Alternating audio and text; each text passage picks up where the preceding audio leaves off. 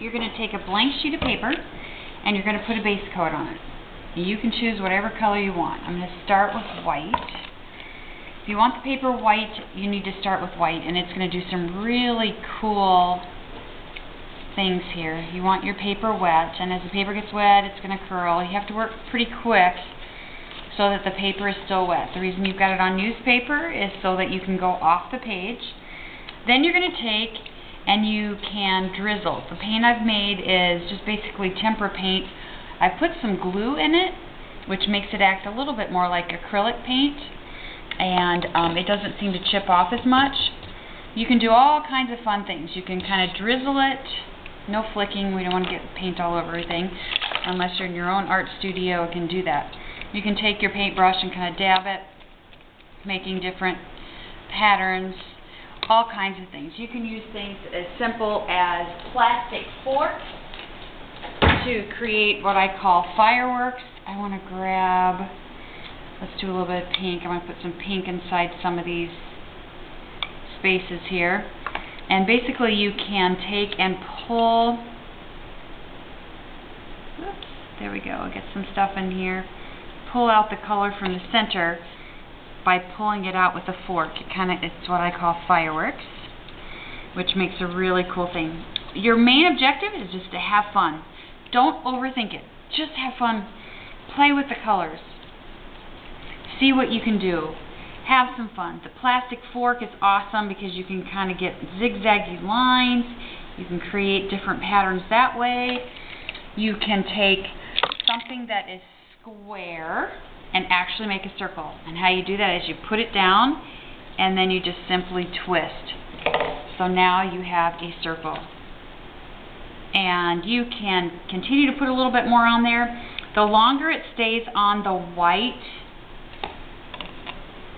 the paint stays on the white, the more it will start spreading out. So long as the white's still wet, it kind of starts bleeding out a little bit. And I'm just going to let this one stay to the side, and then I'm going to quickly do one using black.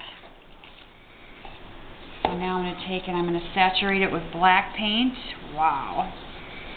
Alright.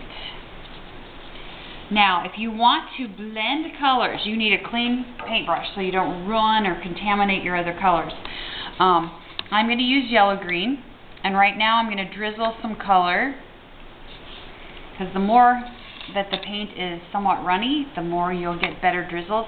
Now the black is really starting to work. You can see how it's starting to what I call kind of finger out or spider web or feather out the longer it stays on here, which is really kind of a cool thing. So you can kind of sprinkle. You can take simple things like this and dab it on, and it will start giving you the different shapes. I think I'm going to roll it in some of the white that I have here and see if I can get some of the white rings to show up here. That's working pretty good. Worst case scenario, just put a little bit of paint on your shape, and then you can actually come back in here. Yeah, that's working a little bit better. This one here, I think I'll paint it with some hot paint just so that you can see it a little bit better. These are just found objects that I collect, and then you can kind of, almost like you're printing, stamping it. So take those off.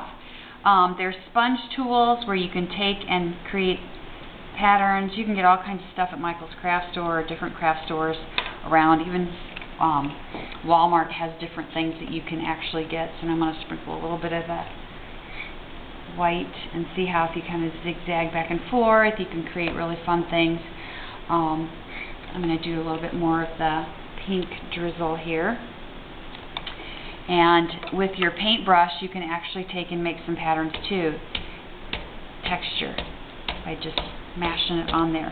Now, if you want to blend colors, which I'm going to show you on this next one here really quickly, put this one aside. Grab another sheet. I'm going to start with, I think, blue on this one. I'm going to put blue stripe, keep the colors separated. Put it on here with your brush. You can go right up against the edge, and so that you don't contaminate the true colors that are in the containers, you can take a clean brush, and then you can come back in, let me dip it in a little bit of blue, and you can blend the two colors simply Oh, I'm pulling out some of the black, which is kind of neat, giving it a little bit darker value here. I'm going to move the paint here so I can reach it a little better, so I'm not dripping into the other colors completely. Alright, so there's that. And then I'm going to do a little bit more blending here, pulling the colors that I actually had on the newspaper, which is kind of looking kind of cool. And you can definitely leave it to where the brush strokes show, or you can smooth it out a little bit more. Again, you can have a lot of fun. You can make patterns. Take this tool here, and it'll kind of give you like track marks if you want. You can paint this, and it'll give you little white spaces here, okay? And then you just softly roll it across, and it gives you that type of pattern. Again, you can take and twist different objects on here. These are all things I found that I've recycled, and you can make really cool art with it. There's all kinds of tools out there that are like this. You can also take and kind of scrape away some of the paint that's on here. They've got all kinds of, you could take a rubber stamp even and actually put it on there to create textures. Your main objective is to just have fun.